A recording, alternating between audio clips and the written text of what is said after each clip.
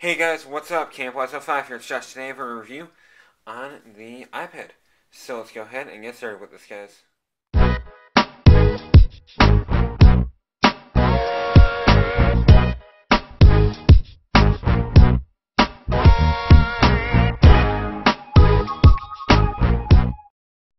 Okay, so as you guys know, this product comes from Apple.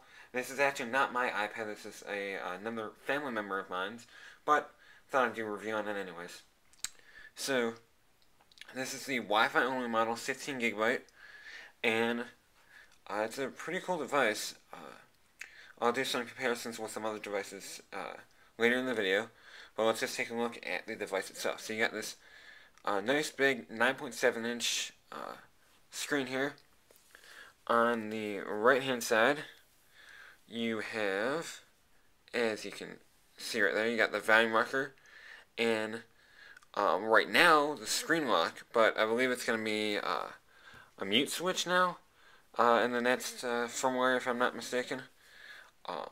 And on the bottom you have your 30-pin dock connector and your speakers. On the left hand side there's nothing, and on top you have your 3.5mm headphone jack and your sleep-wake button. There's also a built-in mic to this as well. There's your ambient light sensor somewhere up there, and obviously your home button. So let's take a look at this thing. Let me get this situated here, and let's wake this thing up. Let me rotate it back here, and let's unlock it. So the iPad definitely looks nice in terms of its nice big screen. It's very vibrant with the colors, and it looks great. It's going to look better probably when Apple throws on the Retina display that we've seen now on the iPhone 4 and the iPad Touch when it comes out with the second generation. So that's going to be cool. Now let's do what I said earlier in the video, where I'm going to bring in my iPad Touch and we'll show you some speed differences between the iPad that connects via 802.11n and the iPad Touch second generation, which connects via 802.11 BNG. So let me open up Safari, and this is going to be a website that we check frequently, or that has been on the iPad before checked on. So it's a website that is going to be checked on a regular basis. So I'm not going to clear any cache or anything like that. I'll do that for another website, but for this one, it's just going to show you speeds without doing any of that. So let me bring in my iPad Touch here. Give me a second for me to log into my iPad Touch with my password. And we're going to load Techno Buffalo. Let me get it queued up on here as well. Give me a second here. Give me 1 second. And, okay. So, I know you guys cannot really see anything on the screens. Let me zoom in here, maybe that'll help. Okay, let me get the iPad in here. And let's get the iPad Touch in. And you can kind of see. And I'm going to clip these at the same time. So, and they're off. And these are connected to the same Wi-Fi network. We have a pretty good connection here. And let's see here. So the iPad Touch has actually pulled up the Techno Buffalo logo first. And the iPad Touch is... oh, it's getting close. Who's going to win? It looks like the iPod Touch actually finished first. And the iPad is still loading. And it is still loading. And of note, my iPod Touch second generation is on iOS 4. And the iPad is currently not.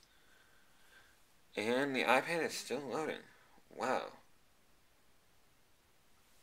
Actually, it doesn't look like it's still loading the page anymore. There we go.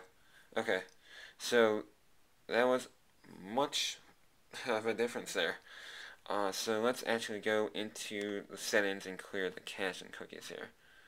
So let me cover up that because I don't want you guys to see the name of my network. Let's go to Safari. We're going to clear history. We're going to clear cookies. And we're going to clear cache. And I'll do the same thing on the iPad Touch. And we'll scroll to General. Or wait, no. We'll go to Safari. We'll go clear history, clear cookies, and clear cache. Okay, so let's load up a different website this time. Let's load up cnet.com. So we'll go cnet.com, and we'll see if it loads the mobile version or if it'll load the full website. We'll see. So let's go to cnet.com. Okay, I'm going to press go at the same time. And they're off. So it looks like we're getting the iPhone version on the iPod Touch, and we're getting the full website here on the iPad. And again, the iPod Touch has beat it, but again, the iPod Touch didn't load the full website, so let's see if I can get the full website in here. We'll reload the iPad, and we'll see if the iPad still beats it, or if it loses like it is right now. So let's just stop it now, and we're going to view the full site, and press refresh. Oops. Okay, ready? And they are off. So let's see who's going to win. And while they're loading, let me just say the iPad is a cool investment if you are in the market for one. You can get them now actually at your Verizon store. They have a bundle with the with their Verizon Wi-Fi, their 3G Wi-Fi hotspot device, which is kind of cool. So you can get one there if you don't want to get the 3G version on AT&T. And this is close. They're both still loading, and it's looking like the iPad's almost done. Let's see here. If I'm scrolling here, the iPad looks basically done, and the iPad Touch, and they both look almost like they're done, but we'll just be patient and let them load here. But overall, the iPad again is a interesting device. I mean, it's a tablet, but running iOS 4 will be hopefully a big advantage to those who have iPads now. It definitely brings a lot of good features to the iPad, and now the iPad is done, and the iPod Touch finished just slightly after. So there you guys go. So this review / comparison is over. So if I had to give the iPad a number out of 5, I would give it a nice 4.5.